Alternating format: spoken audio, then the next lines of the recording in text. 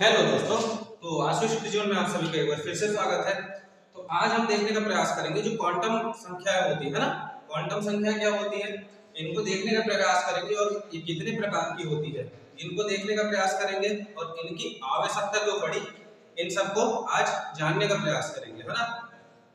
तो जैसे कि हमने पिछली वीडियो में देख लिए थे कि परमाणु की संरचना किस प्रकार की होती है, हम ये देख लिए थे ना कि जैसे कोई परमाणु है, परमाणु के नाभिक में क्या रहते हैं, प्रोटॉन प्लस न्यूट्रॉन रहते हैं, है ना। उसके आसपास क्या है, इलेक्ट्रॉन क्या है, इलेक्ट्रॉन क्या है, कक्षाओं में क्या है, चक्कर लगाते रहते हैं, है ना। ये चक्कर इस प्रकार से चक्कर लगाते रहते हैं, है ना। तो इस पे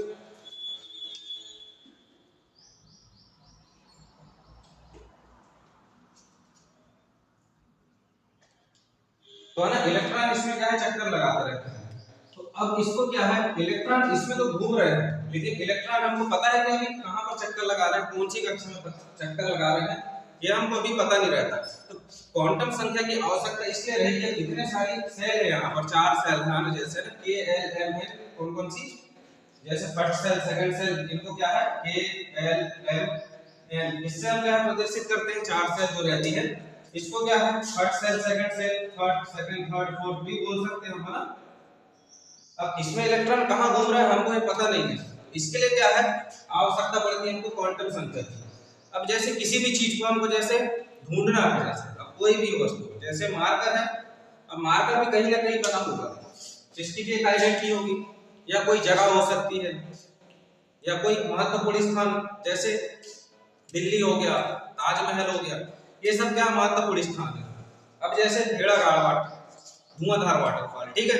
अब धुआंधार वाटरफॉल की लोकेशन कहां पर है हमको पता है क्या, नहीं पता है। पहले हम गूगल में सर्च करेंगे, देखेंगे पहले किस कंट्री में, देखेंगे ना, देश देखेंगे पहले, है ना, किस कंट्री में है, किस देश में है, देख लेंगे। देश के बाद देखेंगे हम लोग किस स्टेट में है या किस राज्य में है, फिर पता करेंगे हम उसके बारे में कि किस राज्य में।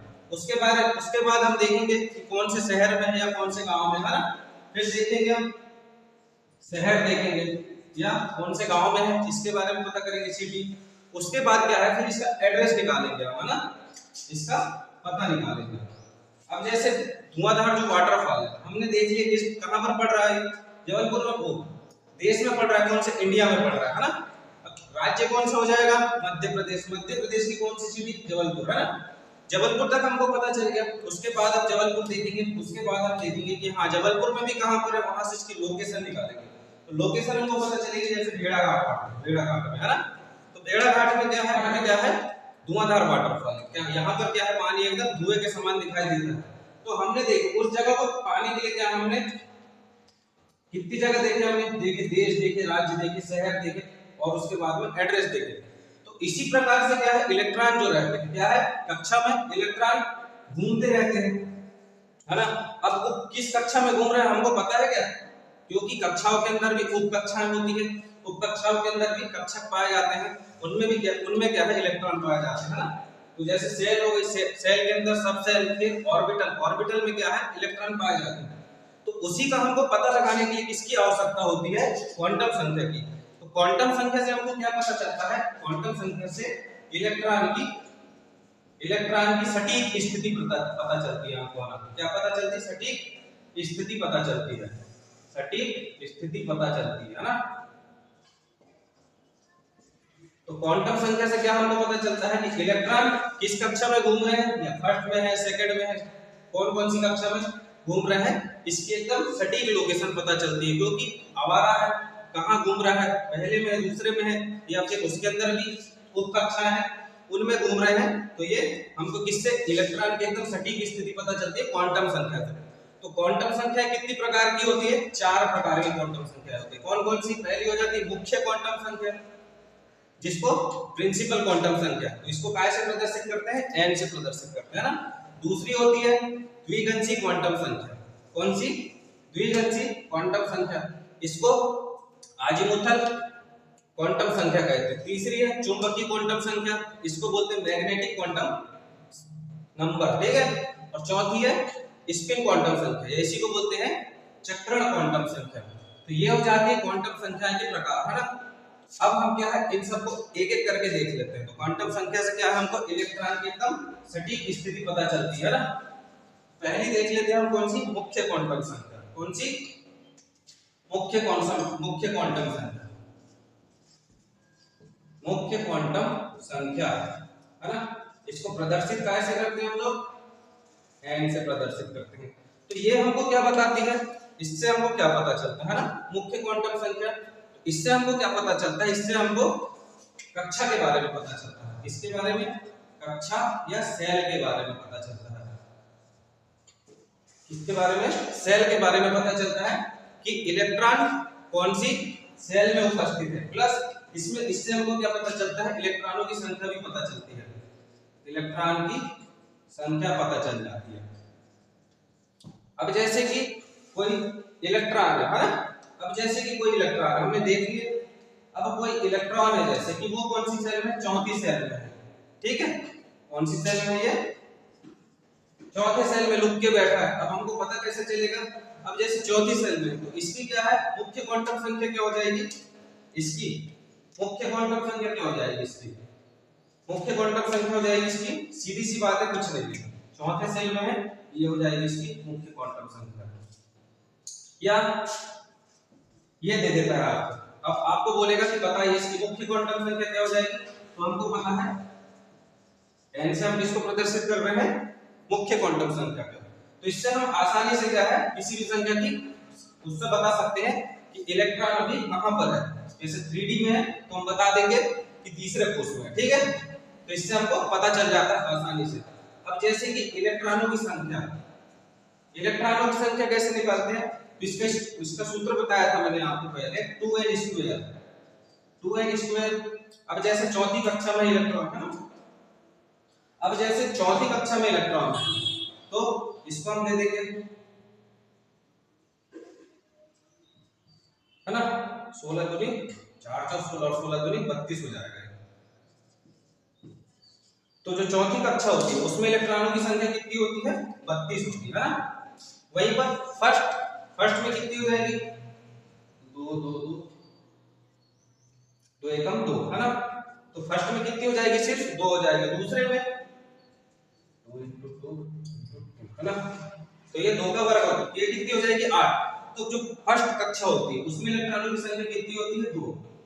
दूसरी कक्षा में इलेक्ट्रॉनों की संख्या कितनी होती है, 8। तीसरे में 18, चौथे में 32।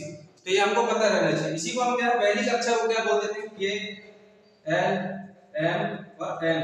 तो ये हमारा हो जाता है पहली मुख्य क्वांटम संख्या। इससे हमको क्या पता चलता है कि इलेक्ट्रॉन जो है किस कक्षा में है, ये हमको पता चलता है किससे, इलेक्ट्रॉन मुख्य क्वांटम संख्या से पता चलता है। प्लस ये चल जाता है कि जो सेल होती है उसमें अधिकतम कितने इलेक्ट्रॉन पाए जाते हैं, ये भी हमको पता चल जाता है। तो हमने कैसे, ये सूत्र होता है 2n², इससे हम मान रख के निकाल सकते हैं। ठीक है, तो ये हो जाती है मुख्य क्वांटम संख्या। अब देख लेते हैं हम इसकी द्विगंशी क्वांटम संख्या ना, द्विगंशी क्वांटम संख्या, या इसी को बोलते हैं अजीमुथल क्वांटम संख्या। अब इसको देख लेते हैं, हम इसको मिटा देता हूं। ठीक है, तो ठीक है, अब देखते हैं हम किसके बारे में, द्विगंशी क्वांटम संख्या, या इसी को बोलते हैं अजीमुथल क्वांटम संख्या है ना। इसको कैसे डिनोट करते हैं, L से डिनोट करते हैं। तो अब जैसे कि पिछले में देखे हमने मुख्य क्वांटम संख्या, तो हमने देखे कि क्या है, सेल होती है ना, कक्षा क्या है, कक्षा के अंदर क्या है, उपकक्षाएं पाई जाती है ना। अब जैसे कि हमको पता चल गया कि इलेक्ट्रॉन काय में है, चौथी कक्षा में घूम रहा है मान के चलो, है ना। तो अब चौथी कक्षा में भी कई सारी कक्षाएं पाई जाती है, चलो पहले देख लेते हैं ना। अब जैसे मान के चले इलेक्ट्रॉन कौन सी कक्षा में, चौथी कक्षा में, तो इसमें भी कितनी सबसेल पाई जाएगी। जैसे हमको पता है कि पहली सबसेल होती है उसमें कितनी, पहली सेल होती है उसमें कितनी सबसेल पाई जाती है, 1। फिर दूसरी सबसेल में वो, दूसरी सेल में 2, फिर चौथी सेल में 4 सबसेल पाई जाती है। इसमें कितनी सेल पाई जाएगी, 4 S P D F है ना। इसमें भी 4 सबसेल पाई जाएगी। अब जैसे हमको पता चला कि इलेक्ट्रॉन कहां है, चौथी सेल में। अब सेल में भी बोले इसमें हो सकता है, इसमें हो सकता है, इसमें हो सकता है, इसमें हो सकता है, इसमें हो सकता है, ये भी हमको पता नहीं है ना। अब जैसे इलेक्ट्रॉन किसमें हुआ, 4d सबसेल में, तो हमको इसके लिए क्या है, L की वैल्यू ज्ञात करना है। L का मान ज्ञात करना है, ये आपसे पूछ सकता है एग्जाम में। कि अगर इलेक्ट्रॉन 4d सब सेल में है तो L की वैल्यू क्या होगी। तो इसके लिए क्या है, एक आप सीधे से याद कर लो, क्या एक याद कर लो, बता देता हूं। ये L हो जाती है और ये सब सेल, ठीक है, क्या हो जाएगा सब सेल, इसको आप याद कर लो। तो सब सेल कौन कौन सी होती है हमारे पास, S P D F। तो ये हमको पता है ना कि S P D F ये 4 सब सेल होती है ना। तो जो S सब सेल है इसको 0 1 2 3 बस इतना याद कर लो, आपका आंसर एग्जाम में अगर आता है तो ये आसानी से हमको बन जाएगा। अब जैसे हमको पता चला कि इलेक्ट्रॉन कहाँ लुक के बैठा है बेचारा, ये लुक के बैठा है काहे में, डी सब सेल में लुक के बैठा है, मतलब सेल कौन सी है, डी सब सेल। तो एस पी डी सब सेल के लिए एल की वैल्यू कितनी हो जाएगी हमारे लिए, डी सब सेल के लिए एल की वैल्यू हो जाएगी कितनी, डी सब सेल है ना, इसके लिए एल की वैल्यू कितनी हो जाएगी, 2 हो जाती है हमारी, ये हमारा हो गया। तो एग्जाम में अगर आ जाता है कि अगर सेल दिया हुआ है हमारे पास 40 सब सेल दिया होगा, आपसे पूछ लेगा कि इसके लिए एल की वैल्यू बताइए, इलेक्ट्रॉन कहां में चिपके बैठा है ये बताइए, तो एल की वैल्यू कितनी निकल जाएगी हमारे पास, 2 निकल जाएगी। तो ये हो जाती है हमारी कौन सी, द्विगंशी क्वांटम संख्या। इससे हमको पता चलता है कि इलेक्ट्रॉन कौन से सब सेल में है, सब सेल के बारे में पता चलता है, उप कक्षा के बारे में पता चलता है कि इलेक्ट्रॉन कहां लुक के बैठा हो जाता है। तो S सब सेल के लिए L की वैल्यू कितनी हो जाती है, 0, P सब सेल के लिए L की वैल्यू हो जाती है 1, D सब सेल के लिए L की वैल्यू 2 और F सब सेल के लिए L की वैल्यू 3 हो जाती है ना, और हो गया। तो ये हो जाती है हमारी कौन सी, द्विगंशी क्वांटम संख्या। अगर इससे आपको क्वेश्चन आता है तो आप आसानी से बना सकते हैं। अब देखते हैं किसके बारे में, चुंबकीय क्वांटम संख्या है ना, इसको मिटा देते हैं हम। अब देखते हैं किसके बारे में, चुंबकीय क्वांटम संख्या। तो जैसे हमने देख लिए थे जो इलेक्ट्रॉन था, पहले काय में देखे हमने, कौन सी कक्षा में है वो देखे, उसके बाद में हम देख लिए थे कौन से सेल में है ना। अब देखेंगे इस सेल के अंदर भी क्या है, ऑर्बिटल पाए जाते हैं, या उन्हीं को कक्षक बोलते हैं। अब इलेक्ट्रॉन जो हमारा इधर से उधर घूम रहा था, तो हमको पता चला कि ये ऑर्बिटल कौन से में है, डी ऑर्बिटल में है ना। तो इसके लिए हमको पहले देखना पड़ेगा कि हमको चुंबकीय क्वांटम संख्या इसको कैसे डिनोट करते हैं, एम या एम आई से, एम से डिनोट करते हैं, ठीक है, एम एल से डिनोट करते हैं, क्यों, एम या एम एल से डिनोट करते हैं, ठीक है। तो एम का जो मान है हमको है ना, चुंबकीय क्वांटम संख्या ज्ञात करनी है, तो ये मान हमको निर्भर करेगा किस पर, एल पर निर्भर करता है, एल पर निर्भर करता है, निर्भर करेगा, कैसे करेगा, तो जो m की जो वैल्यू होती है ना, m का हमको मान ज्ञात करना है, तो ये कहां से होता है, -L2 से +L तक, ठीक है, -L2 का +L तक। तो इसका पहले हमको क्या है, L का मान ज्ञात करना पड़ेगा, तब हमको क्या है, चुंबकीय क्वांटम संख्या पता चलेगी। तो जैसे कि हमको पता चला था कि इलेक्ट्रॉन कहां पर था, चौथे सब सेल में था, तो हमने देखे थे कि जो डी सब सेल है उसके लिए एल की वैल्यू, एल का मान कितना था उसके लिए, एल की वैल्यू कितनी थी, 2। अगर हम इस पर रख देते हैं, जैसे डी सब सेल है, तो यहां जैसे पूछ लेता तो डी सब सेल के लिए एम की वैल्यू क्या हो जाएगी, तो हमको जैसे पता है एल का मान कितना था, यहां पर एल की वैल्यू 2 थी है ना, तो हम इसको ऐसा लिख सकते हैं -2 -1 0 फिर 1 2। तो क्या हमको कहां से मिलेगी, m की वैल्यू -l से लेके +l तक। तो हमने देखे कि d सब सेल है ना, d सब सेल है, और d सब सेल में जो हमारी l की वैल्यू थी वो कितनी होती है, हमने देखे थे कि s सब सेल की वैल्यू 0 p d f है ना, तो f सब सेल की वैल्यू कितनी थी, 3 थी।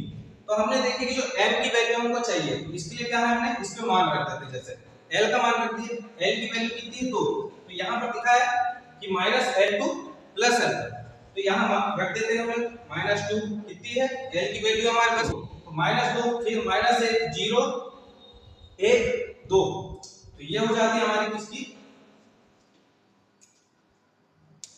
किसकी वैल्यू हो जाती है, m की वैल्यू। अगर आपसे पूछ लेता है S सब सेल के लिए या D सब सेल के लिए m की वैल्यू क्या होगी, 1 2 3 4 5 होगी, बता देंगे, फिर अगर जैसे पूछ लेता है एफ सब सेल, एफ सब सेल के लिए एम की वैल्यू क्या होगी, ये भी पूछ सकता है ना, कोई बड़ी बात थोड़ी है। एम सब सेल के लिए एफ की वैल्यू, एफ सब सेल के लिए एम की वैल्यू क्या होगी, है ना। तो हमको पता था S P D F, F मतलब एल का मान कितना हो जाएगा 3, ये तो भैया लंबा चौड़ा हो जाएगा, एफ में ये क्या हो जाएगा -3 -2 -1 -0 1 2 3, तो ये हो जाएगी कितनी हो जाएगी एफ फ्रुक्टोज के लिए एम की वैल्यू कितनी हो जाएगी 1 2 3 4 5 6 7। तो ये इससे हमको पता चल गया, और हमको पता है कि जो s ऑर्बिटल होता है, s ऑर्बिटल यानी कि s उपकक्षक में कितने इलेक्ट्रॉन 2 इलेक्ट्रॉन, फिर p में कितने ऑर्बिटल पाए जाते हैं, s में कितने एक ऑर्बिटल, p में 3 d में 5 और फिर f में 7 ऑर्बिटल पाए जाते हैं, जिसमें अधिकतम 14 इलेक्ट्रॉन भरे जा सकते हैं। तो ये हो जाता है, अगर आप एग्जाम में आता है तो आप इससे आराम से निकाल लीजिए कि m की वैल्यू l पर निर्भर करेगी, l का मान हमको क्या है सब सेल में पता चल जाता है। तो हमको 3 क्वांटम संख्या के मान पता चल गए। पहला ये पता चल गया कि इलेक्ट्रॉन कौन से सब सेल में है, ठीक है। फिर हमको पता चल गया कि अब पता चला डी सब सेल, तो डी सब सेल के लिए मान कितना हो जाता है हमारे पास 2 हो जाता है। फिर पता चल गया एफ डी सब सेल है ना, तो इसमें हमको ये पता चल गया ऑर्बिटल में, तो एफ सब सेल के लिए m का मान कितना हो जाता है 7 हो जाता है। तो ये हो जाती है हमारी कौन सी संख्या, चुंबकीय क्वांटम संख्या। अब लास्ट वाली देख लेते हैं हम कौन सी, चक्रण क्वांटम संख्या, और इसको फिनिश करते हैं, ठीक है। तो ठीक है, अब ये लास्ट है हमारा कौन सा, चक्रण क्वांटम संख्या। इसको काय से प्रदर्शित करते हैं हम लोग, s से। तो अब हमने क्या इलेक्ट्रॉन को ढूंढ लिया, पहले कोष में ढूंढ लिए, वहां से छुपा बेचारा गरीब, उसके बाद वो उपकोष में आ गया, उपकोष से भी बोला यहाँ भी तुम ढूंढते आ गए, फिर हमने क्या उसको ऑर्बिटल में देख लिया, ऑर्बिटल में देखने के बाद भी हमने क्या उसको पकड़ लिया, उसके बाद सीधे हम पहुंच गए उसके घर में कि अब भैया तू है कहां पर।